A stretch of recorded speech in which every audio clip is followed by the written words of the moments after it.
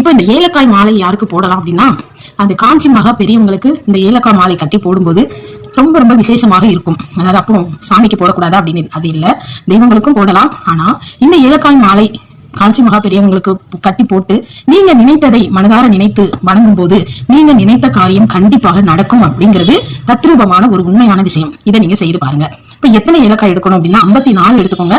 அப்படி இல்லை அப்படின்னா கூட்டினா ஒத்தப்படை வர்ற மாதிரி நீங்க ஏலக்காய்கள் எவ்வளவு கிடைக்குதோ அவ்வளவு எடுத்து நீங்க மாலை கட்டி போடுங்க. அப்படி எங்களால அவ்வளவு ஏலக்காய் வாங்கி மாலை கட்ட முடியாது அப்படின்னா ஒரு அகல்ல நெய் ஊத்தி தீபம், அவர் காஞ்சி மகா பெரியவங்க படம் இருக்கும் இல்லையா, அவங்க முன்னாடி தீபம் ஏற்றி விட்டு அந்த தீபத்தை சுற்றி நீங்க ஏலக்காய்கள் அடுக்கி வையுங்கள். அதாவது ரவுண்டாக அந்த ஏலக்காய்களை ஒரு 18 ஏலக்காய்கள் அடுக்கி நீங்க உங்களோட வேண்டுதல்களை சொல்லுங்க. அதுவும் அபரிதமான பலன்களை கொடுக்கும். ஏலக்காய் ரொம்ப ரொம்ப ஒரு விசேஷமான பொருள். அது தெய்வத்துக்கு உடனே போய் ரீச் ஆகும். ஏலக்காயோட வாசனை அது சித்தர்களுக்கு, தெய்வங்களுக்கு அனைவருக்கும் பிடித்தமான ஒரு பொருள்.